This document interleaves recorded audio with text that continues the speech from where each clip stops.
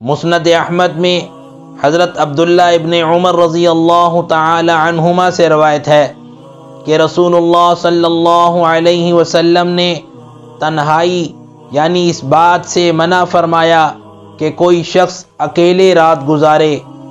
تنہا رات گزارنے کی ممانعت اس لیے ہے، بسا اوقات رات کے وقت اچانک طبیعت کی خرابی، بیماری، چوری کا خدشہ، ڈر اور وحشت وغیرہ جیسی کئی وجوہات کی بنا پر انسان کو کسی ساتھی کی ضرورت پڑ سکتی ہے۔ اسی طرح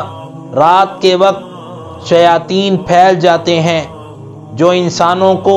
نقصانات اور تکالیف پہنچانے کے در پہ رہتے ہیں، اور انسانوں کے دلوں میں طرح طرح کے وساوس